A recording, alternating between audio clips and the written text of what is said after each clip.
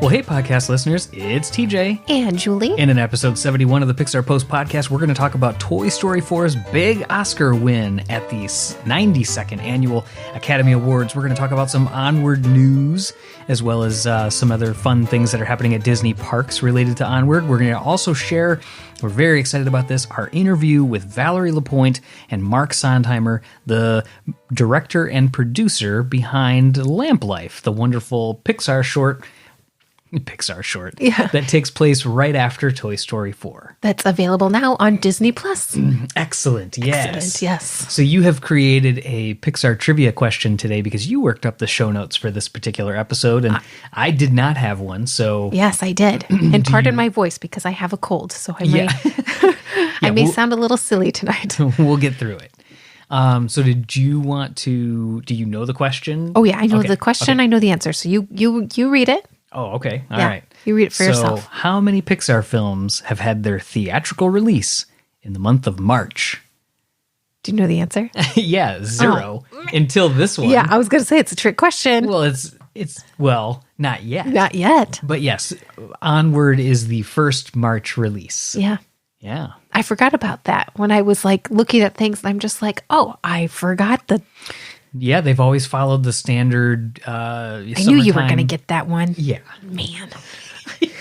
Try to trick me. I thought I was going to stump you maybe a little. Try to trick me with something so easy. I know. Yeah, it's, they've always followed the standard June and November for like summer, the Thanksgiving, Christmas kickoff kind of holidays time frame that have always been big for the box office. Right. So, all right, next time. Try to get a really hard one. Well, sometimes I think of things that are like, how many of this and this were in this particular scene? Those are fun because, people that are listening are like, what the heck? How would anybody ever know that? So sometimes you just get little things out of that. But yeah, those are like almost impossible. Or like a random person who voiced a certain character that you would... That would be hard. Yeah. Okay, that'll be my next one. All right. Yeah, that would be a hard one. I like that. Yeah. Okay. All right, so let's talk about Toy Story 4, hey? Oh, yeah. So they got, as far as the award season, The Oscars were last night. Yeah, and so this is Monday night that we're recording this on... The 10th, what is this, February 10th. Yeah, and it was... Oh, yeah, I know when the Oscars are. That's my Super Bowl. Or February 9th. February 9th, absolutely. And although Pixar and Toy Story didn't win a bunch of the others, as far as the Golden Globes went to Missing Link, and the Annie Award went to Klaus. And then the BAFTA went to Klaus. Yeah, wait, maybe the Annie Award was... I can't remember the 100% award. either, but... yeah, it was a big deal that Toy Story 4... Yeah, now Toy Story 4 has been, winning a ton of other awards. They've won numerous ones, like VES, they were winning stuff. They won, like, the producer, Which is the Visual Effects Society Awards, the Producers Guild. Production. The writing. Yeah, they've won a lot of other individual awards, but, to have such a tight race is exciting when you're talking about animated films because there's been a lot of great ones. But you think of the top three as being the Oscars, the BAFTAs, and the Golden Globes. Absolutely. And all three are different. Yeah. That's crazy. Yeah. I should have looked into that today, but I don't remember them ever being so different. Ooh, that would be a fun thing to know. Yeah. I think I'm going to look into that when we get off the podcast. Sounds like a good one. But yeah, I honestly, I was like, oh man, when they were reading it, and it was the second award of the night. Which is, the second televised one was crazy having it so early. Yeah, which I loved. They did a short right after it. Yeah, they did animated short film right after it. Which Hair Love won that one. Kit Bull was up for it. Yeah. And Hair Love was a great short. It had, Pixarians that were involved with it kind of off on the side. Yeah, definitely well deserved. Yeah, it was a great short. But when they were calling, because I was nervous, because I was like, oh man, because Toy Story, they didn't win the other big two. And I'm like, oh no, what's going to happen? Is it going to go to Missing Link? Is it going to go to Klaus? Like I don't know. But when I heard the cheers, when Mindy Kaling said Toy Story 4, I was like, oh no, it's going to be Toy Story 4. When I looked at you, because we were watching it together, I was like, it's going to be Toy Story 4. Get the computer. And it was. Yeah. And then we worked quickly. I ran upstairs, got a screenshot of the people that accepted the award that came up on stage were, of course, director Josh Cooley and then producers Jonas Rivera and Mark Nielsen. They if you want to see transcriptions of their acceptance speeches, go ahead and check it out on our website. Of course, with anything that we're talking about, you can always go to pixarpost.com, click on the podcast button, and this is, again, episode 71. So you can see links to all the different things that we're talking about. But yeah, their acceptance speeches were very nice. It was, to be expected as far as, thanking the cast and the crew, or the crew that worked on the film at Pixar. Thanking their wives, their families, their parents, their kids. Yeah. It was really nice. And what I thought was really cool is when they were doing their backstage interviews with like additional press, they told Jonas Rivera, they said, do you know that you are the first U.S. born Latino who has won multiple Oscars? Who did the numbers on that? But still, that's a cool absolutely. Statistic. I was like, good for him, because he won for Up. Yes. Yeah. That's pretty cool. I know. Yeah. Who knew? I don't think he knew. Yeah, I know. So that's kind of cool.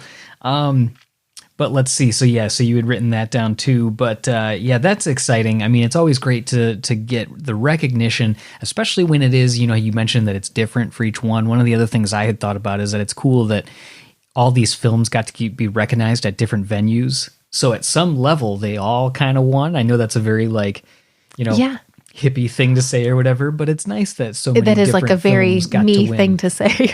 Yeah. They are all winning. Yeah.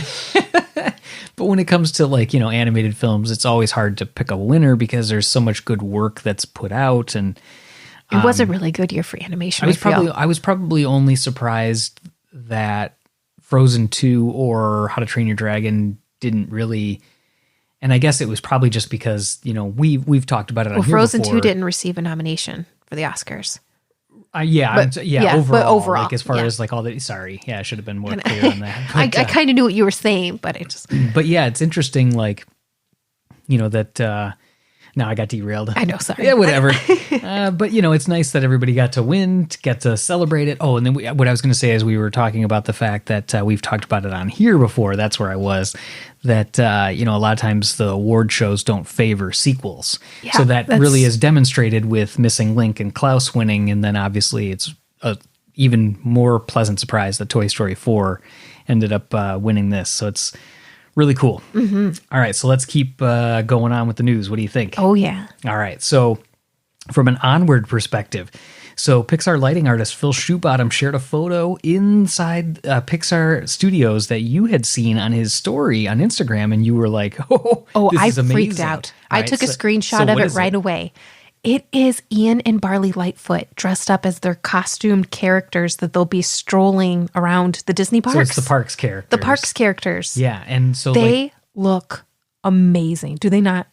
Like, it looks incredible. 100%. I feel like Bo was the first one that kind of took it to the next level. No, because Joy and Sadness look really good too. You're right. Yeah, Joy and Sadness are really good too. They didn't do any Coco once. They just did the puppetry for Coco. Right, which was cool too, because I really like that was different, mm-hmm. And it also the Incredibles look good too, but they've been around for a while. But the Incredibles still don't look as good. Like Joy and Sadness, and now Ian and Barley, like they are precise to the character. Yeah. Bo Peep has a little bit of a more rounded, wider face, mm-hmm. obviously to accommodate who's wearing the outfit. And Ian's face is a little wider. Right. A touch. It still is very... It has to be. Somebody's going to put it over their head. Yeah. But, I mean, it is phenomenal. Yeah, they look absolutely great. Oh my gosh. I was like, oh my goodness. I'm getting all these signs that we need to send, book a Disney trip. Yeah. I just need you to give me the go. You're not going to get the go. I had it planned. So you were also saying that, you thought that there's not like 100% timeline of when they'll be in the parks, but you're anticipating. Yeah, I'm anticipating that it's going to be on or around the March 6th release of the film. For the film. I mean, that would make a lot of sense. But there's been no confirmation from Disney. It hasn't been. Usually it's announced on Disney Parks blog first. They didn't with Bo Peep. They didn't with Bo Peep. It was that Bo Peep went to the studio first, and then it was announced that she would be greeting at the cruise. Right. At the San Francisco. So people that were coming off the cruise. Yeah, and then it was announced that she was going to be in the parks. But Disney Parks blog still was the first one to announce that after she was at Pixar. Right. But that's the only photo I've seen. Oh, for sure. Was from Phil Shoebottom. Nobody else took pictures. I was really hesitant. I was like, can I share this? Yeah. But I was like, we have to share. It's amazing. Yeah, it is amazing. And it's a really, really great looking set of characters. It'll be interesting to see if they become one of those rare ones. Like, will they be the white rabbit? Like Moana. Moana only comes out during the Halloween party at Disney World. Oh, really? That's the only time you can ever meet Moana. Now, it may change because Epcot is changing and she'll have that's true. a featured attraction, Right. like the water. But Moana, you can. That's why we waited 2 hours for Leo to meet her. Oh, I didn't know that. Yeah, because she only comes out during the Mickey's Not So Scary Like you Halloween said, at least party. currently. Yeah. Interesting. Yeah. Huh, the things you know. But no, I do think they're going to be like Joy and Sadness, where they're going to have like a spot. Kind of like Baymax has a spot Yeah. within Epcot. Right. I hope they're probably going to be at Hollywood Studios because Mike and Sully just left. Ugh. So I bet that's where they're going to be. Yeah. They're going to be in the Walt's dream. That's a good thought. That's not a thought. That's a prediction. Okay. Okay. That's where they'll be. Mark right. my words. Fantastic.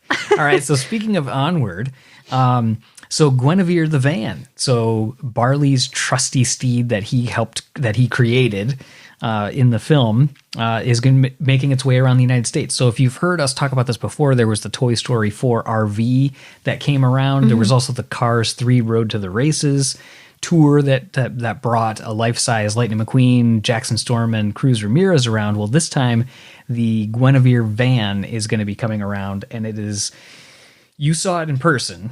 So yes, what did you think about it? It's amazing. I saw it at the studio. Now it's the same Guinevere van that was at the D23 Expo. So if you were just at this past year's D23 Expo, Yep. That's the same van. It's just making rounds. And it sounds like we had a friend who went to one of the Arizona stops. It sounds like there's like games that you can win prizes.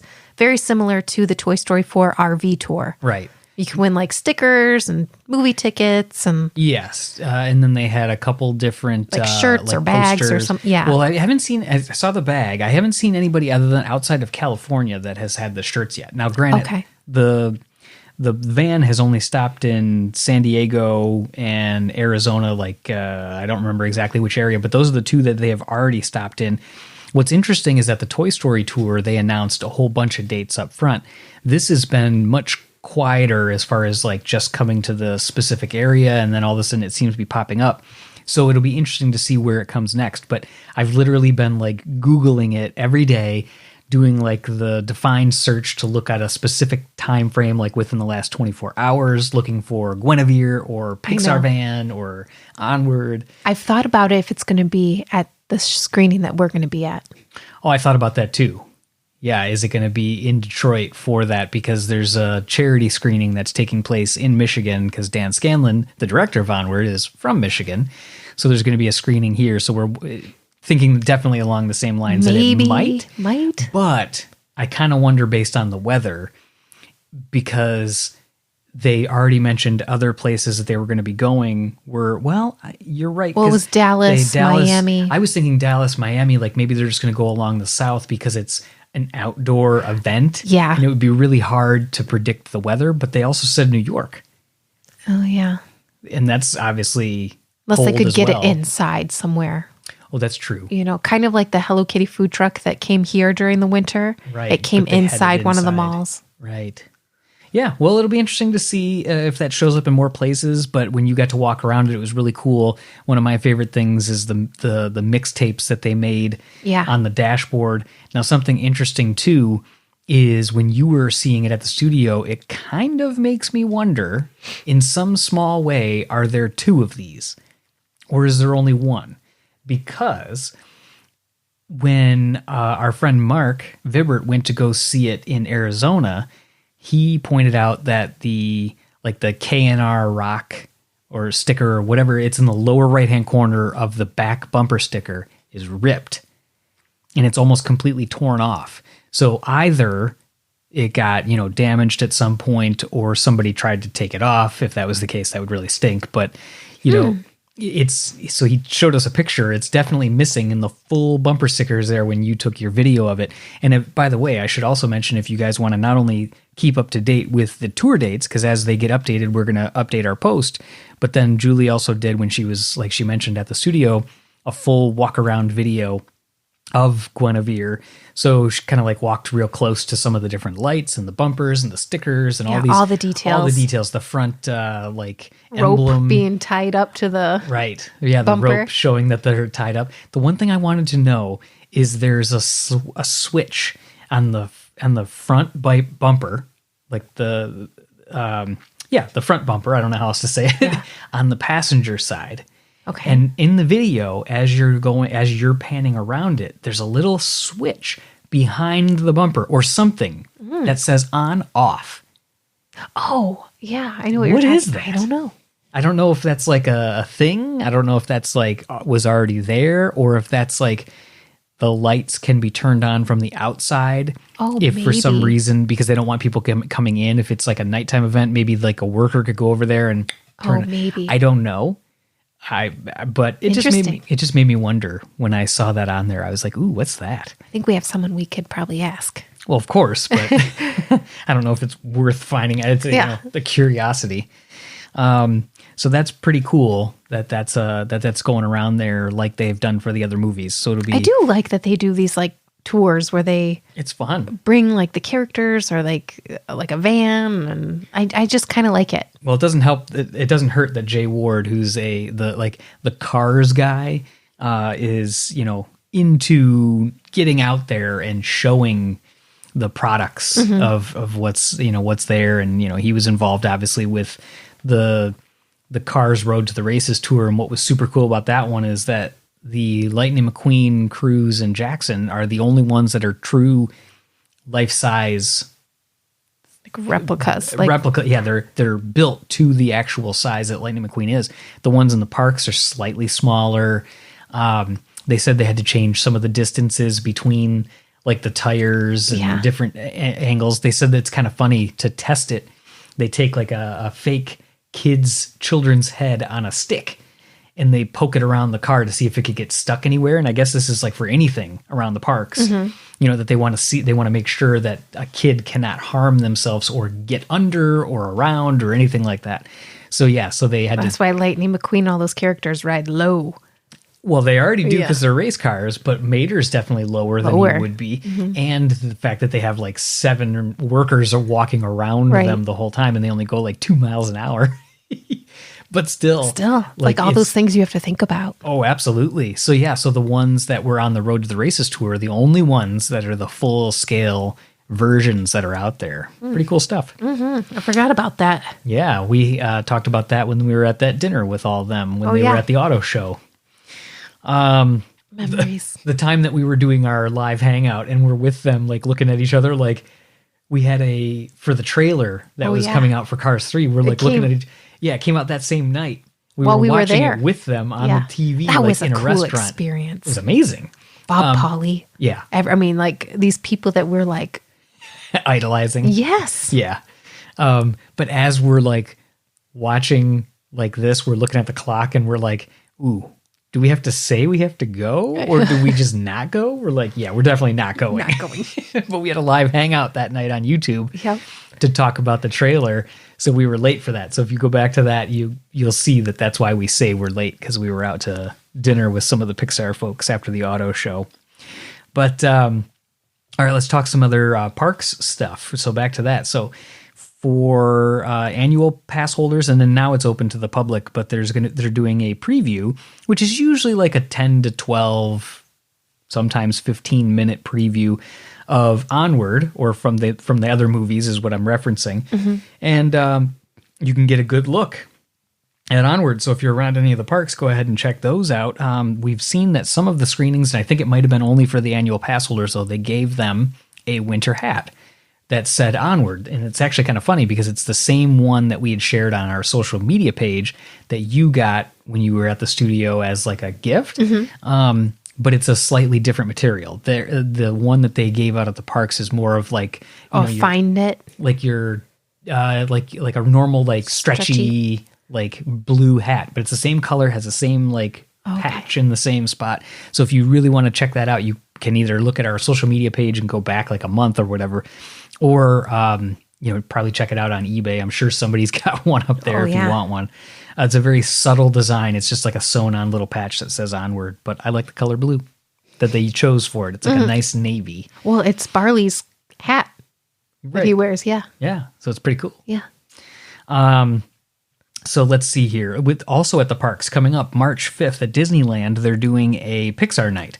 So March 5th from 8 p.m. to midnight, there's going to be dance parties. There's going to be a cosplay fashion walk where you can strut your stuff in your costume. I love that. I know. They're going to have limited time food options, photo opportunities with backdrops. And I think this is super cool that they're going to have backdrops for a couple different things, but specifically for the Birds and Geri's game. Wow. Those are cool backdrops. Yeah. Like, whoa. So if you're going to go dressed up as something, go as Geri or go as For the Birds. Yeah. One of the birds. Exactly. Oh. The other thing I thought was cool about this, and I don't know if this is typical to all the nighttime events. It probably is because they just listed it as another thing. But you get digital downloads included in the price of your ticket on the PhotoPass. So any PhotoPass tickets you get, you can download those for free. So that's cool, but Disneyland does theirs different. Oh, okay. Disneyland, you can do that. I think for Disneyland, you can buy like the photos for all day. Where Disney World, you have to buy the PhotoPass package. Yes. Yeah, you can buy. So Disneyland's different than Disney World. Right. With the photo things. But that's cool that it includes it in the price. Right. Yes. In the price, you get unlimited digital because downloads. Disney World is definitely not like that. Right. So I thought that was really cool because if you go to these backdrops, if you go to get other group shots with one of their photographers that they have there, then you get these digital downloads, which is always cool. Oh, yeah. That's really cool. Yeah. They're also going to have, of course, character opportunities. They're going to have, you would expect, Buzz and Woody, which is nice that they're there. I think it's kind of cool, too, that they're going to have Merida, Miguel, which I presume is the puppet form, and then also Flick, which is always good to see Flick from A Bug's Life come out as well. Yeah, Flick's kind of a rare one. Yeah. Definitely. Doug and Carl are kind of a rare one. Right. Remy, Emil. Carl more than, well, they're in like parades now, but that's true. Russell and Doug, I think, kind of meet. Right. I know Russell does. I can't remember if Doug's there all the time at Animal Kingdom. Yeah, I don't know if he's there all the time, but I definitely know Russell is. But we were excited to see Doug when we were there. Yeah. It's always cool. So let's see. And then there's going to be exclusive merch for the Pixar Nite as well. That's going to be, of course, it would not be Disney if they were not finding an exclusive thing to sell. But they've got a t-shirt and some tumblers that are going to be there as well. I'm sure it's going to be all Pixar Ball themed. And we need to finish that post about the Pixar Ball because right. Just it's merchandise everywhere. Yeah, it's really cool. Like that they have like the shirts and the hats. Like those hats are so cool now. Mm-hmm. So yeah, lots of Pixar Ball, Luxo Ball merch that's out there. You can check it out at the parks or online or whatever you'd like. But also one of our buddies online, Sydney, sent us a message that said that the Onward pins are available now as well in the parks. Oh, cool. So if you want to check those out, they're $10 a piece. And they have, there's one for Ian and Barley, and Ian has the staff with the Phoenix Stone, and Barley's like kind of just like running. So I'm sure they'll have many more. I know. There's going to be a Guinevere pin. Oh.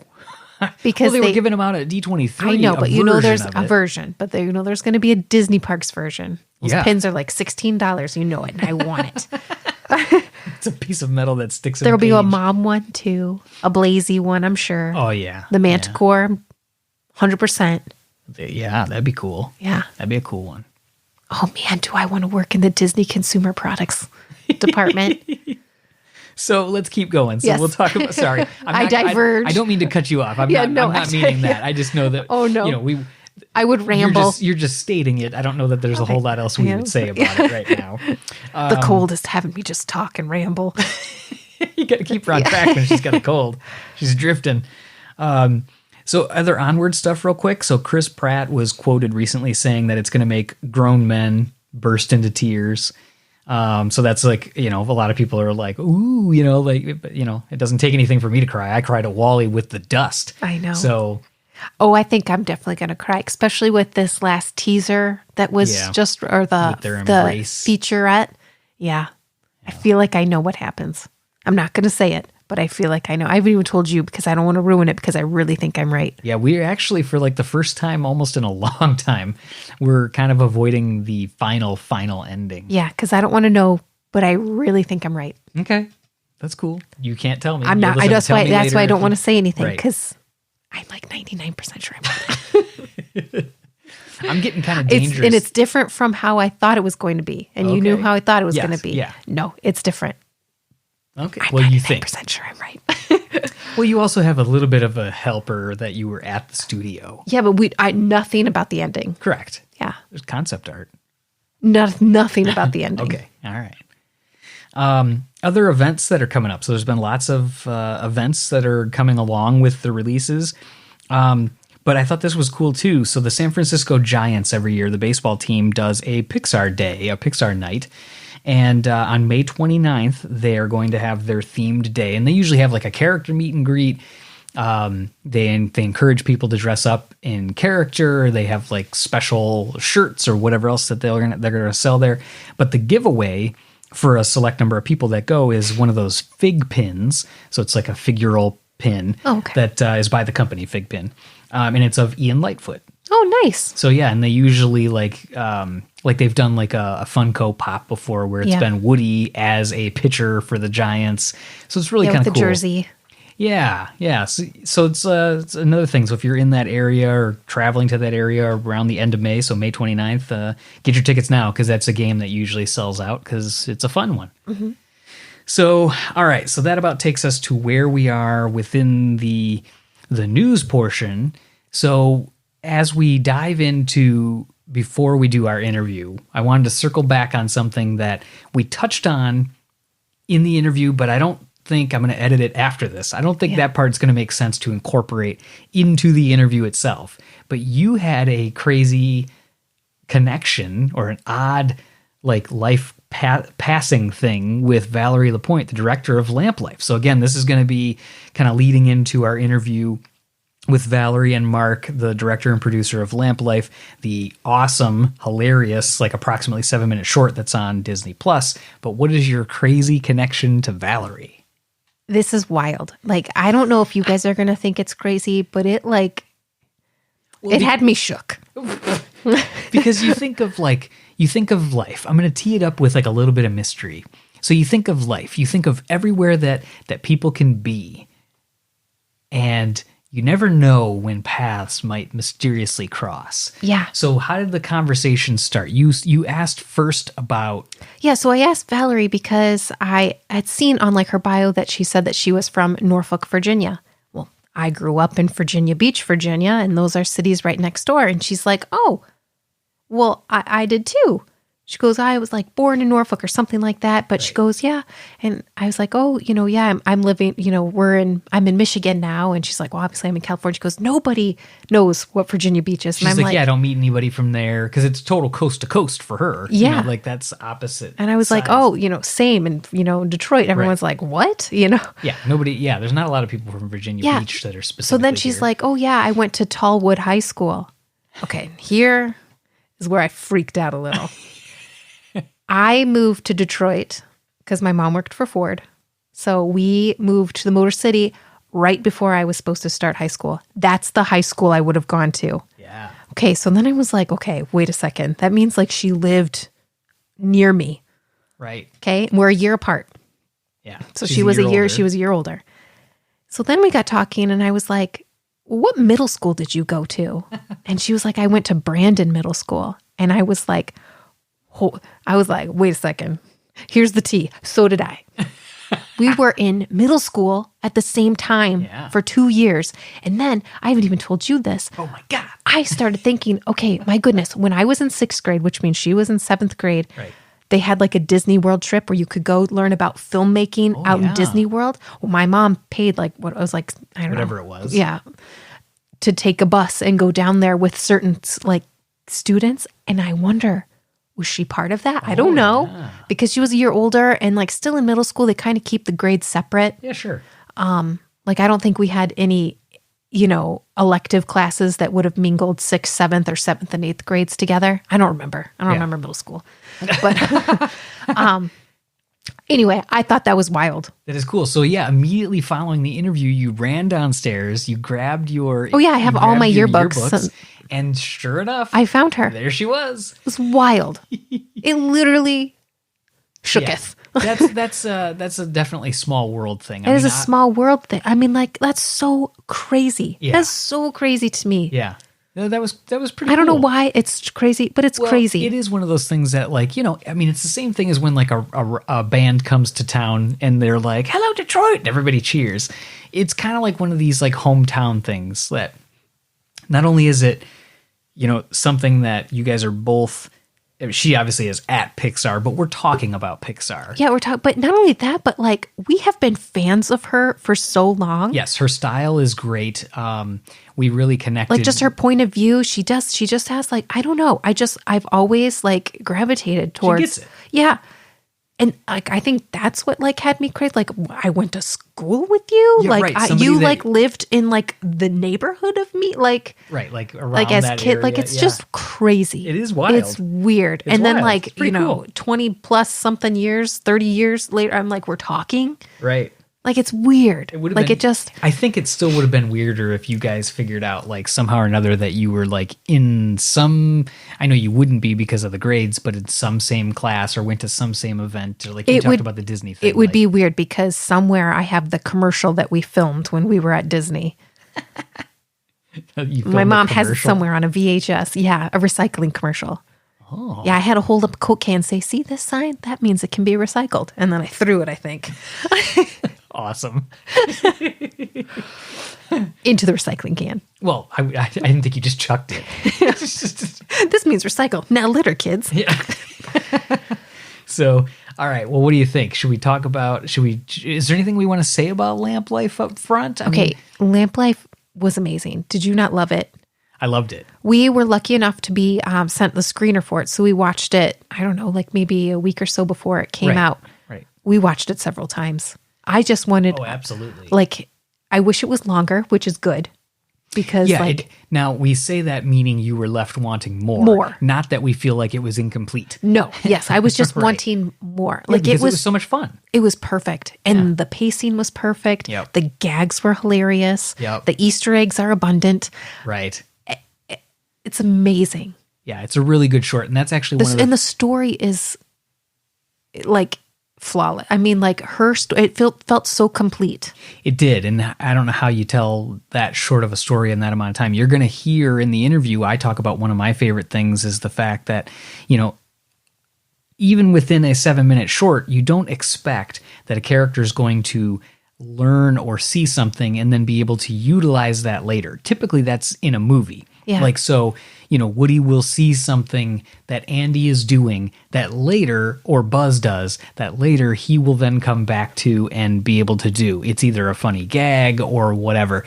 It kind of played out a lot in Toy Story 2 with like Rex, where it's like, hidden in the shadows to the left, like he can't figure out the game. So later he figures out the game and like he's getting the guide. Like there's all these callbacks. Well, it's really cool that in a short film, they were able to fit in the fact that, they did the passage of time. She learned something and then was able to utilize it at the end. And then you're right. The passage of time was great.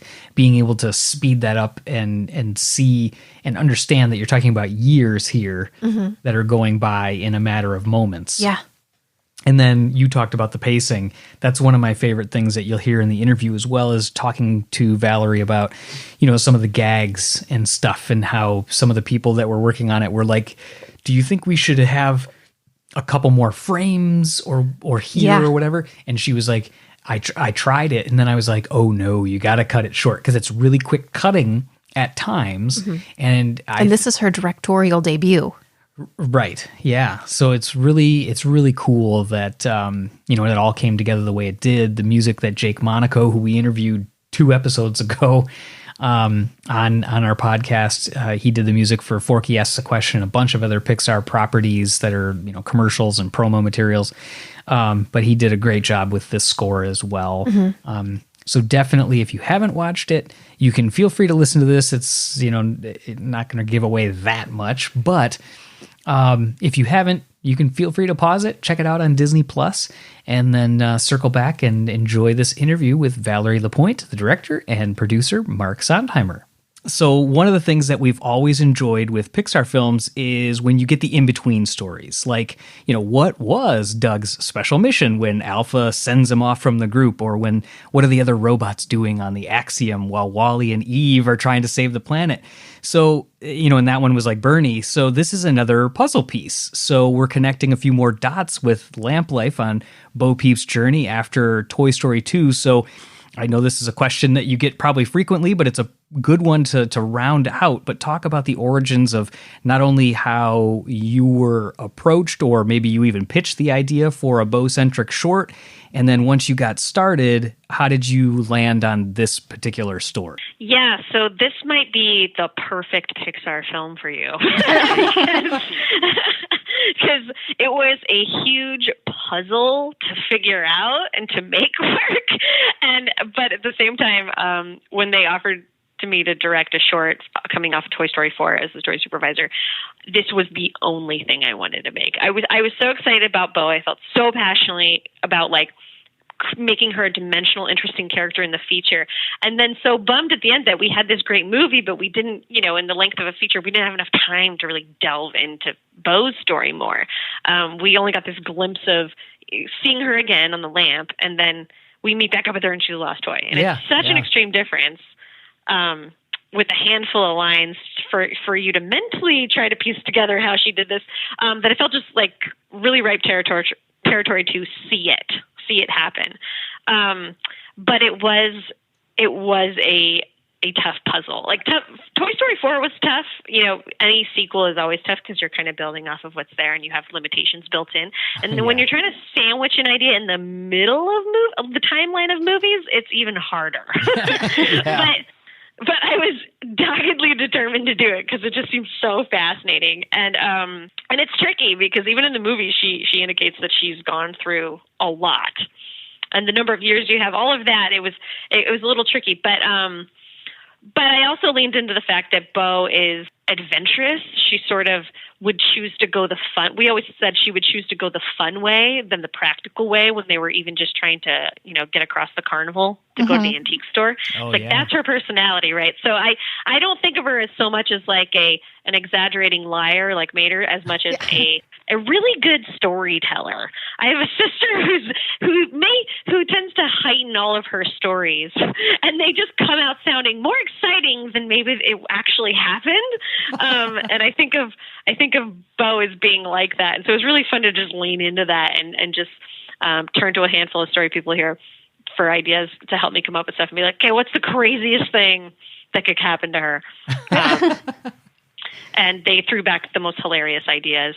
Because I just had a one day with Bob Peterson and Austin Madison, Jeff Pigeon, a handful of really funny people here, and then Johan Chang, who was the story lead on Toy Story 4. He was sort of my person I always rely on to help me course correct when I get a little off with the story and double check that it's going. But yeah, and then a lot of it I just kind of leaned into my experience being a mom and having kids of my own, and the reality of what happens to toys in a kid's room, which, not every kid is like Andy and Bonnie and as precious with their toys, and they're not all Sid, but they don't all take care of them necessarily the best. So it was fun to do something different with kids in that sense. Yeah. Well, we have a 5-year-old, so yes, they're definitely all over the place. Yeah. So you mentioned the gag session. That's actually another question that we were going to ask. So it's a perfect tee up for us. So the short balances this fine line of heart and humor, and that the humor just overflows throughout it. So you mentioned some of the folks that you worked with. We loved the white elephant gift exchange and the college party with the black light. But okay, so one of the gags that I got to know about then is the ship. Where did, out of all the crazy ideas, or even if there was like another crazy one that didn't make it in there, what were those like gag story sessions like? And then tell us about the seasick passenger. Yeah. I'm trying to remember where that one specifically came from. I kept stopping by Jeff Pigeon's office, and I'd be like, okay, so what if this? Yeah. And he's the perfect person to just rattle off the most insane ideas with. He's come up with so many funny things in Pixar movies. I just stop by his office, and I'd be like, okay, this happens. Oh, wouldn't it be funny if this happened? And then he would spout off a couple things. And I think that one came about in the stream of just like, and then she's on a boat, and then she went across country, and then and then she went across the globe. And so that one came out in sort of the rant, and then it evolved into just like, just pushing it to the really cartoony level of like, I don't want to see the seasickness. I don't want to see it come out of the character, but hearing it is enough. And it's funny to just like imply these situations and cut away really quick before she's actually in it. Yes. Yeah, there are Reddit channels that we subscribe to that are all about like the perfect cut time to make a joke funnier, and it's always cutting. Right. It's always cutting off the full gag. Yeah, so true. Yeah. So the other one that we were thinking about too was like the blacklight one. So they're at the college party. There's the black light. She's got the cup over her head and everything. Yeah. With that one, like, was there any like technical elements of that? Because like if you think about like a black light, it really looked like a black light. It didn't look like the lighting team just flipped on a switch and put a purple light on, like the Billy Goat and Gruff. It was like the purple light was almost emanating from the eyes or coming out of it, like it really would in a black light. Right. I mean, Mark probably knows more specifics about how they did that. It's amazing what computers will do these days.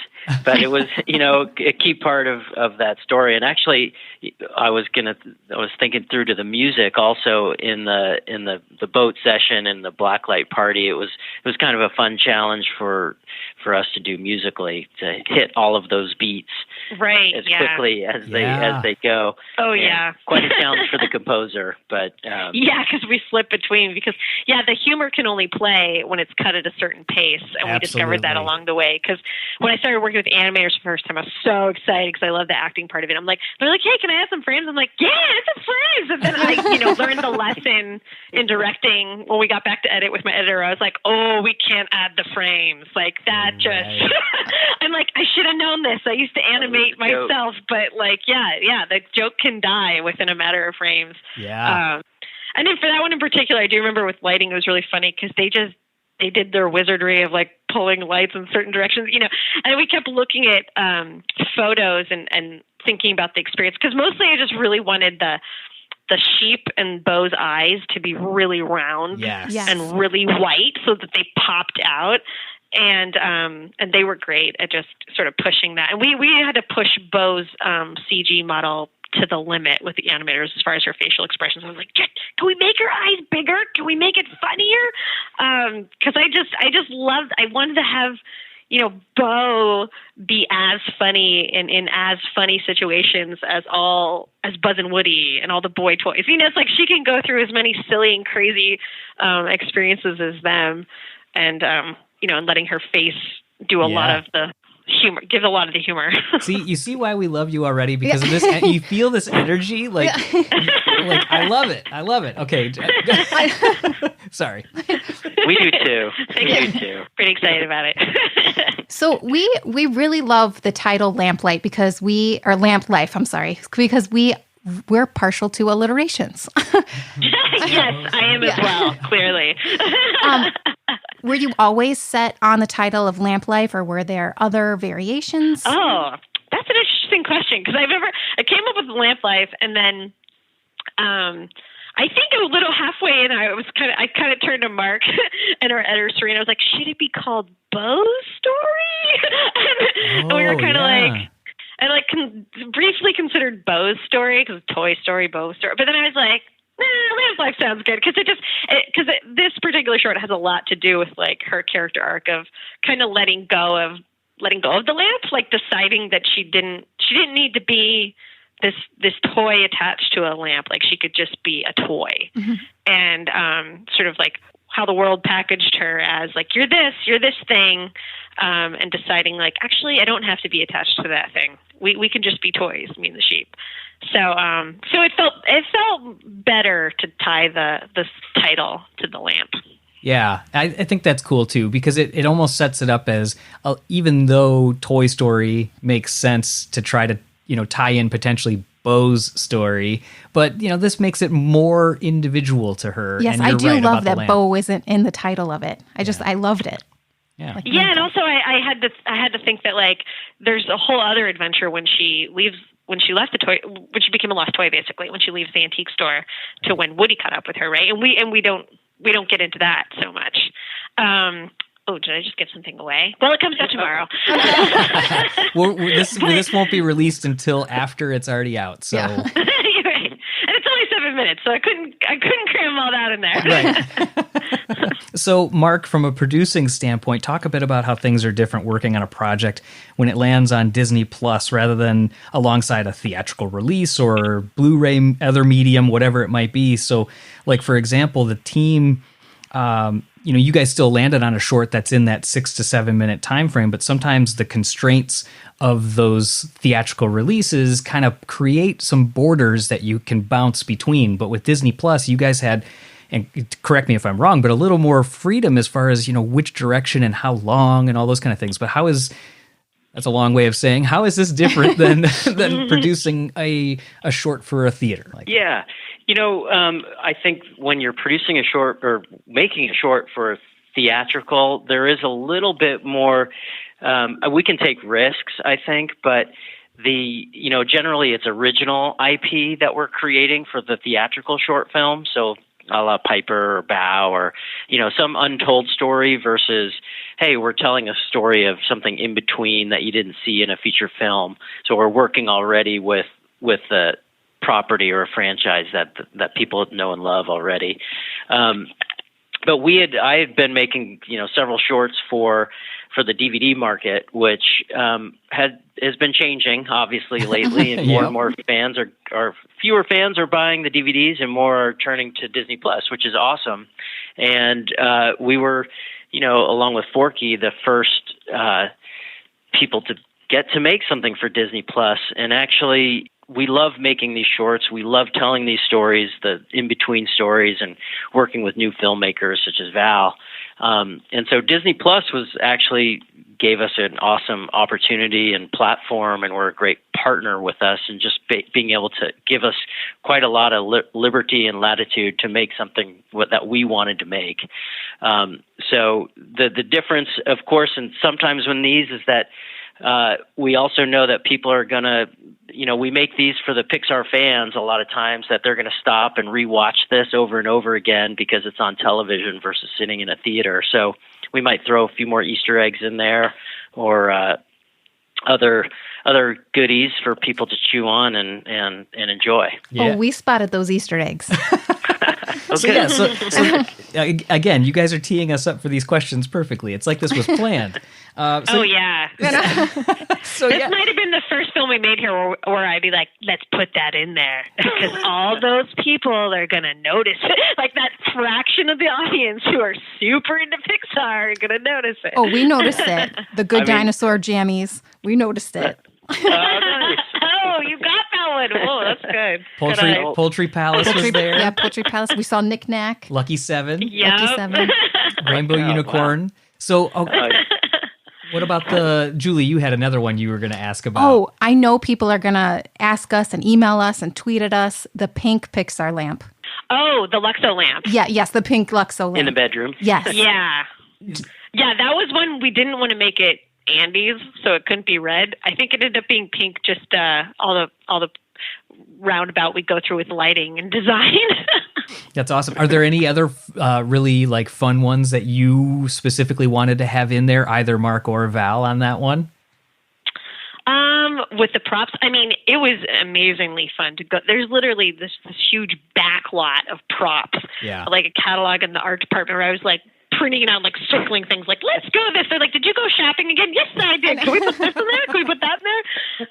And then it was funny because they would surprise me and plug things in. So I'm thinking that there's maybe even things in there that I have forgotten or don't know that are hidden. I mean, analyze every frame as much as possible. But Red's Dream. That's yes, yeah. The bike is in there. That was awesome.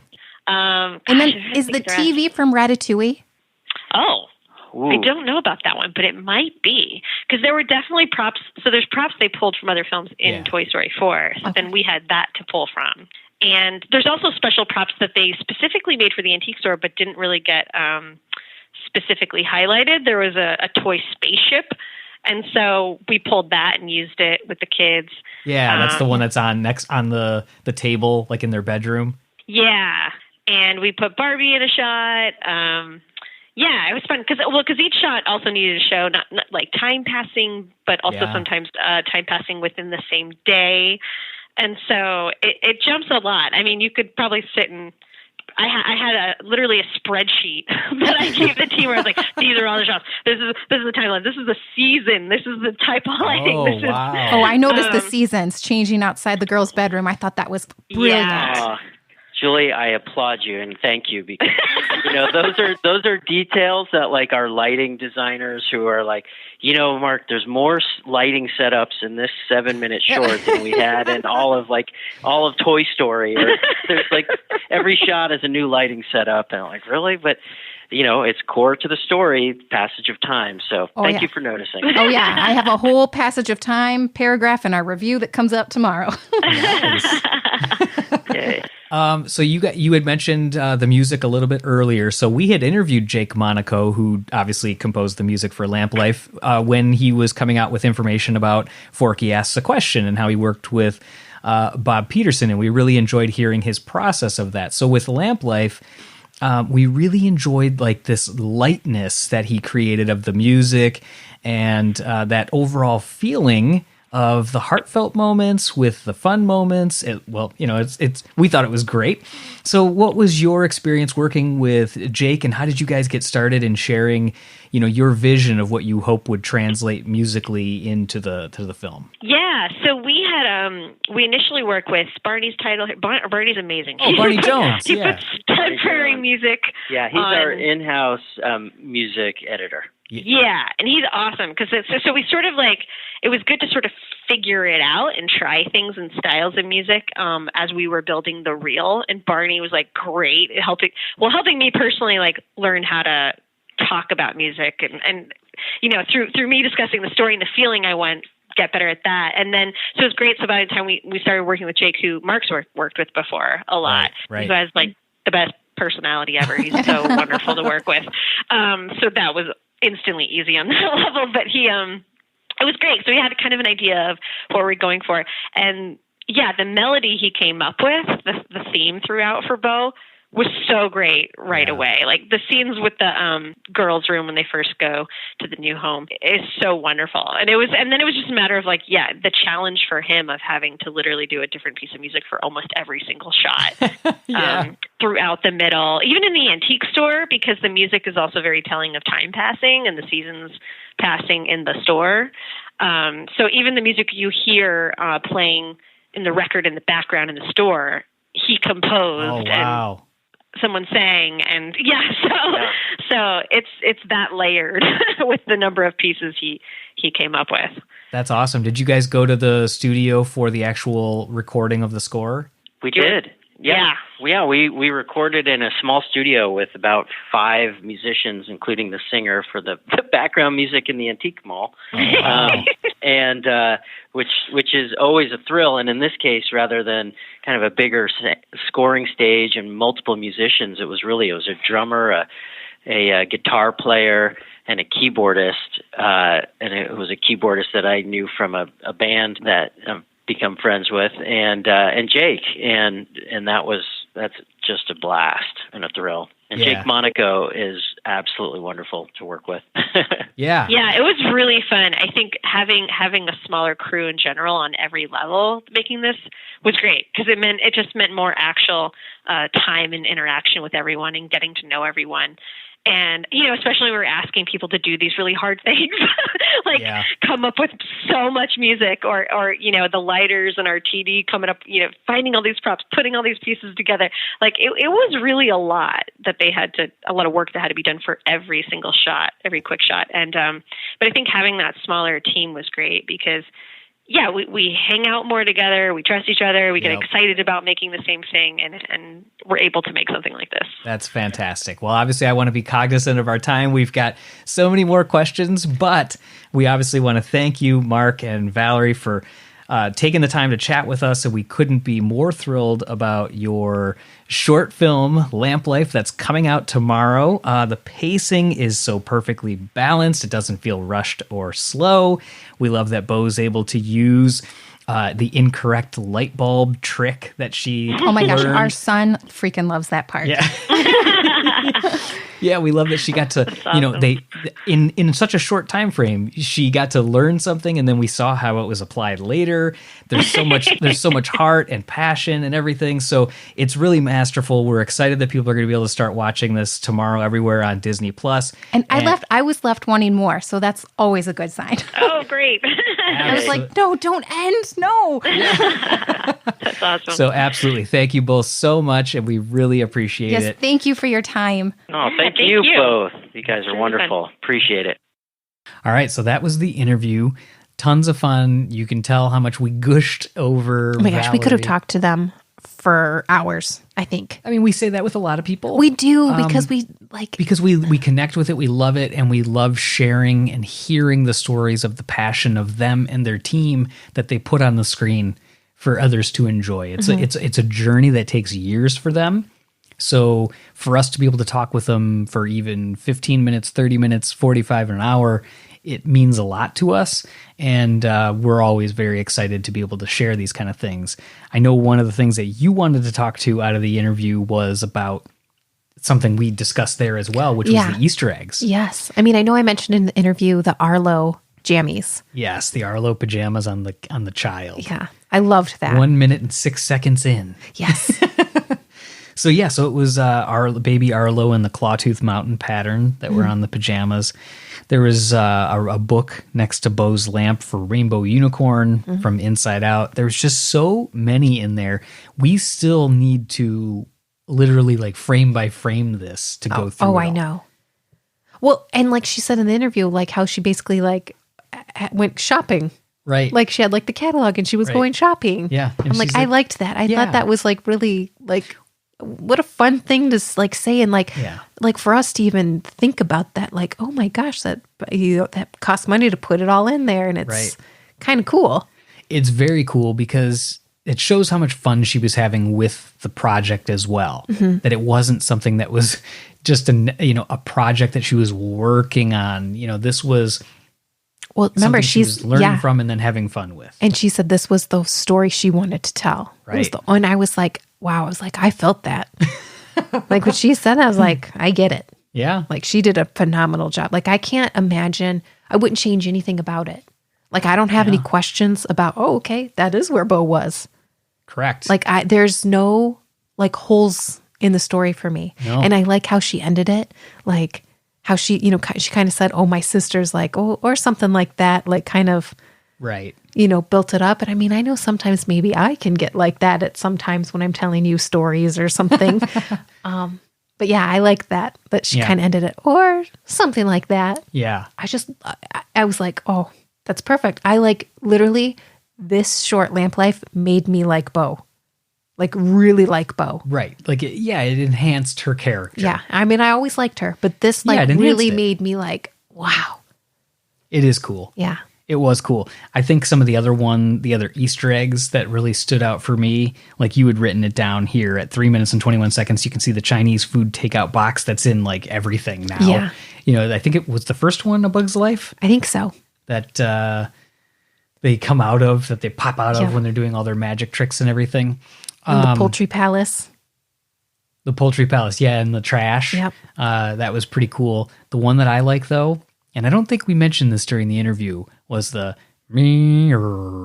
No, we the did the same audio from as Party it- Source Rex. From Party Source Rex when it's son, squeak to me. Right the at the submarine like foghorn. yes, right at the very beginning of the short when they're playing in the bathtub Right before with Bonnie. Rex becomes Godzilla, basically. Right. Yeah, it's the same. Yeah, So cool. that is so cool. Yeah. I mean, again, I know that's just because they're reusing resources. It's not like, I don't know if she chose that one. I would presume it was whoever was doing the sound editing that was just like, bing, we got this already. We already got a foghorn. They're on a ship. It Right. makes sense. Right. But I thought that was really cool to, as soon as I heard it, it was literally like Party Source Rex. Yeah.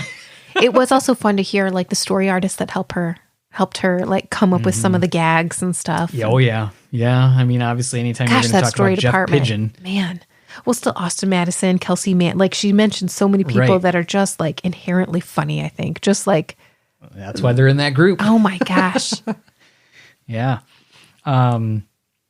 Yeah, so I think that's pretty cool. So Yeah. what do you think? Is there anything else that we need to touch on for that? No, I think Outside of you better go see Lamp Life on Disney Plus if you haven't. And heck, if you already have, go check it out again because it's a ton of fun. Oh, I know. I've been telling all these moms that I'm walking to school with when I take Leo, I'm like, have you seen Lamp Life? I know you have Disney Plus. And if they don't, you're pitching it to them. I am. So, all right. Well, that about wraps up this episode of the Pixar Post Podcast. Be sure to follow us on all of our social media channels, Twitter, Facebook, Instagram, YouTube, Pinterest, and subscribe to our podcast on Apple Podcasts, Google Podcasts, Spotify, or wherever you listen to your podcast. Lastly, if you like today's show, let us know. Rate us on Apple Podcasts, leave a comment on our site, or send us an email at info@pixarpost.com. Signing off as usual, I'm TJ. And I'm Julie. And be sure to stay tuned to pixarpost.com all week for the latest Pixar news. Bye-bye.